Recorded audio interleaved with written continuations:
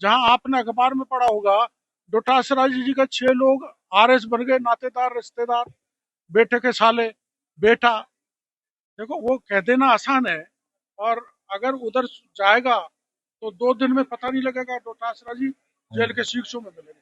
दोस्तों, राजस्थान में paper leak और ओएमआर के महा घोटाले का जिन्न अब बोतल से बाहर निकल चुका है। लगातार वो नेताओं को डराने का प्रयास कर रहा है। कैबिनेट मंत्री डॉक्टर किरोड़ी लाल मीणा ने साफ कह दिया है कि गोविंद सिंह डोटासरा जी का जेल जाने का समय अब आ चुका है, क्योंकि उन्होंने किस तरीके से फर्जीवाड़ा करके अपने परिवार वालों को और रिश्तेदारों को नौकरी लगाया है, इस बात के सबूत मैंने अपनी सरकार में प्रोटोकॉल तोड़ते हुए एसओजी के सामने सारे सबूत रख दिए हैं।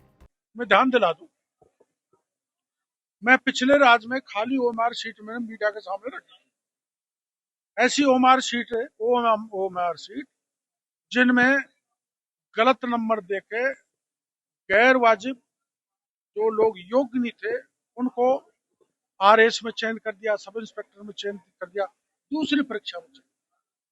और उनमें किस ढंग का था?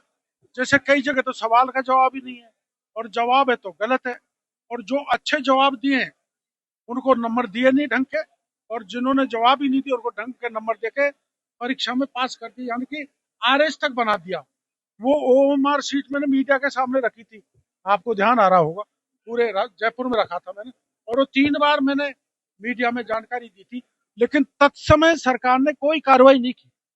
अब हमारा राज आने के बाद भी मैं वो ओएमआर शीट जो गड़बड़ थी, आरएस की 1 दर्जन से ज्यादा ओएमआर शीट लेकर मैं एसओजी गया था, मेरे राज में भी प्रोटोकॉल तोड़ के, और मैं एसओजी को जानकारी देकर आया था कि इसमें जांच करो, कार्रवाई करो, नकली और फर्जी आरएस भी भर्ती पा गए, तो उस ओएमआर शीट में हमारी सरकार कार्रवाई करे।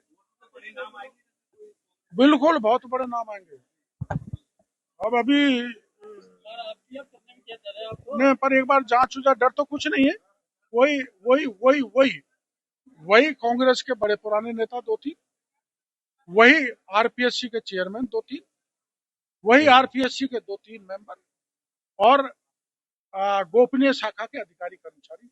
एक बड़ा जो है माफिया विकसित हो गया था, जिसको खोले जाना बहुत जरूरी है, और जो जनता की जो बेरोजगार हैं उनके भाग्य के साथ खिलवाड़ कर रहे हैं, उनके खिलाफ सख्त कार्रवाई हमारी सरकार को करनी चाहिए।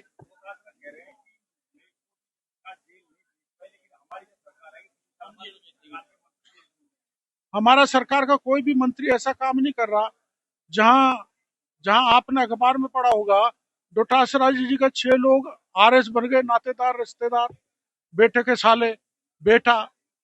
देखो, वो कह देना आसान है, और अगर उधर जाएगा तो 2 दिन में पता नहीं लगेगा, डोटासरा जी जेल के शीशों में मिलेगा। दिनेश खोड़निया पुलिस के पास पहुंच चुका है। एफआईआर दर्ज करवाई है इस बात को लेकर कि बाबूलाल कटारा ने मेरा नाम लिया है। ये बात दैनिक भास्कर ने अखबार में गलत छापी है, और इसी को लेकर अब कई पत्रकार हैं राजस्थान के जो मुझे डराने का प्रयास कर रहे हैं, मुझे लगातार ब्लैकमेल कर रहे हैं। देखिए, वक्त कैसे बदल जाता है। जब आपकी सत्ता होती है तो सत्ता में आपका पावर अलग सा होता है, ना आपके ऊपर कोई मामला दर्ज करवा सकता, ना उसकी जांच करवा सकता। लेकिन आपने कितने ही पाप किए हों, पाप का घड़ा एक दिन फूटता है, और अब ऐसे लग रहा है कि विगत 11 वर्षों से जो ओएमआर घोटाला और पेपर लीक का घोटाला राजस्थान के अंदर चल रहा था, जो जिन्न अब बोतल के बाहर आया है वो किसी को छोड़ने वाला नहीं है। बड़े बड़े नेता भी इसमें नप सकते हैं। और काफी समय से आप राजस्थान में एक बात सुन रहे होंगे कि बड़ा मगरमच्छ मगरमच्छ मगरमच्छ, लेकिन वो मगरमच्छ कौन है? छोटी मछलियों को तो एसओजी ने पकड़ लिया, लेकिन अब लग रहा है कि बड़े बड़े मगरमच्छों का नंबर आने ही वाला है। राजस्थान के मुख्यमंत्री भजनलाल शर्मा मंच से साफ तौर पर कह रहे हैं कि इन्होंने किस तरीके से राजस्थान के नौजवानों के सपनों को बेचने का काम किया है, और बेचने वाला कोई नहीं बचेगा। मेरे उस किसान की पीड़ा को नहीं जानते हैं, मेरे उस गरीब की पीड़ा को नहीं जानते हैं, जो मेरा गरीब रात के अंधेरे में मेरे विद्यार्थी को पढ़ाने के लिए पड़ोस के किसी भाई से सूद पर पैसा लेकर के आता है, उसको नहीं जानते हैं। मैं जानता हूं, मैंने देखा है, मैंने भोगा है, इसलिए उसके सपनों को कैसे भी रौंदा नहीं जाएगा। मेरे किसान और मजदूर के वो विद्यार्थी जिन्होंने सपना देखा है अपने माता पिता की सेवा का, माता पिता के सहयोग करने का, उनके सपने जब रोन जाते हैं तो उनके माता पिता भी रोते हैं और वो विद्यार्थी भी रोता है कि मेरे सपनों को किस तरह से उन्होंने कुचला है।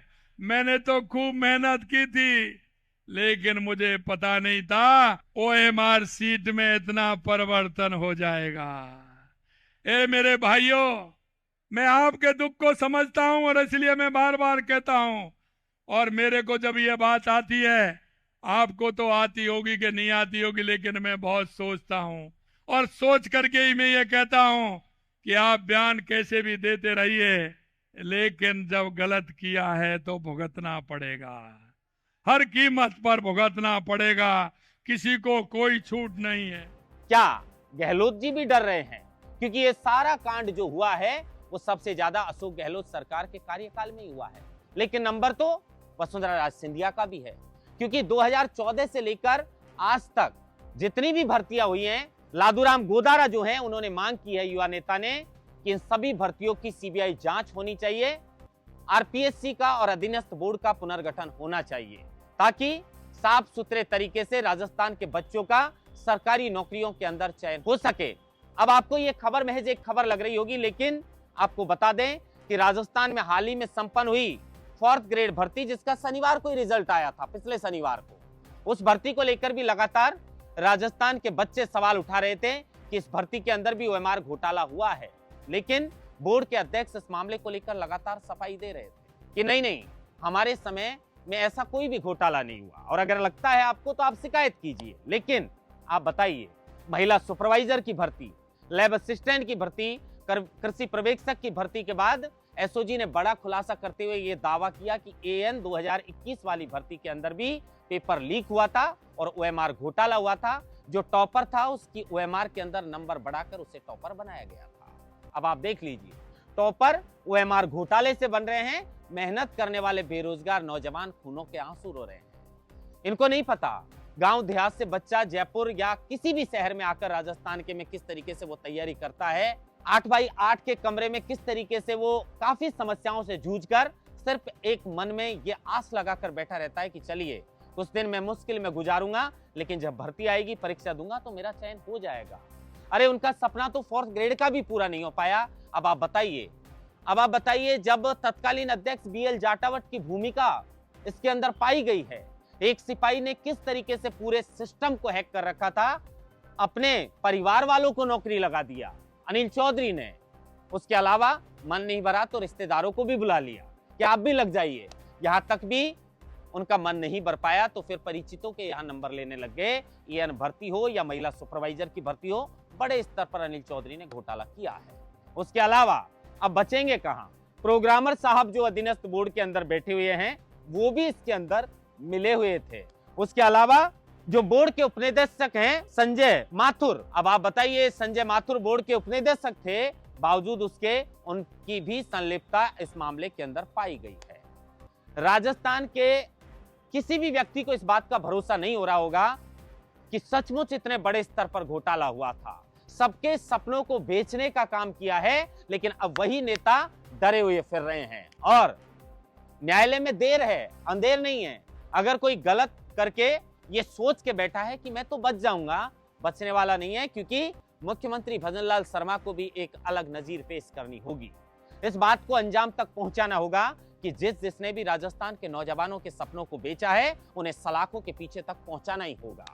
बहुत सारे लोगों को सलाखों के पीछे पहुंचा दिया, लेकिन अब नंबर उनका है जिन्होंने बड़े स्तर पर OMR घोटाला किया था। और बड़े स्तर पर जो OMR घोटाला हुआ था वो किसकी सरकार के कार्यकाल में हुआ था, और अगर हुआ था तो फिर क्या उस लिस्ट में उन नेताओं का नाम नहीं है? अगर आप सूबे के मुखिया हैं और आपके समय में जो भी गलत काम हुए हैं या जो भी अच्छे काम हुए हैं, उनका श्रेय मुखिया को जाता है, तो फिर गलत काम जो भी हुए हैं उनका श्रेय भी अशोक गहलोत को जाना चाहिए। अशोक गहलोत के सरकार में अशोक गहलोत ने कितना बड़ा फर्जीवाड़ा किया है। और फर्जीवाड़ा तो देखिए उनसे नीचे की टीम है और जो सरकारी कर्मचारी अधिकारी हैं उन्होंने किया है, लेकिन अब शक की सुई उन तक पहुंच चुकी है, जिस तरीके से मुख्यमंत्री भजनलाल शर्मा ने दावा किया है। डॉक्टर किरोड़ीलाल मीणा गोविंद सिंह डोटासरा को जेल भेजने की तैयारी कर रहे हैं और अब तो हम भी इसी इंतजार में बैठे हैं।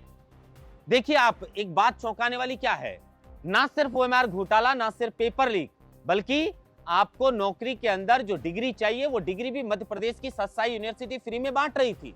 पीटीआई भर्ती के अंदर 67 ऐसे बच्चे मिले हैं जो सत्य साई यूनिवर्सिटी से फर्जी डिग्री लाकर पीटीआई बन गए।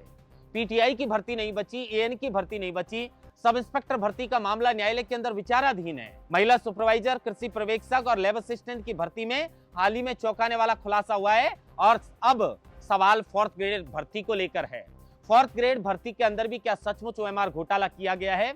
जांच इस बात की होनी चाहिए और आने वाले समय में एसओजी और राजस्थान के मुख्यमंत्री को इस बात को अंजाम तक पहुंचाकर उन लोगों को सलाखों के पीछे भेजना चाहिए जिन्हें राजस्थान के नौजवानों के सपनों को बेचने का काम किया है। आप इस वीडियो को लेकर क्या कुछ सोचते हैं? कमेंट बॉक्स में अपनी राय जरूर बताइएगा। फिर एक नई खबर लेकर आपके लिए हाजिर होंगे, तब तक दीजिए इजाजत।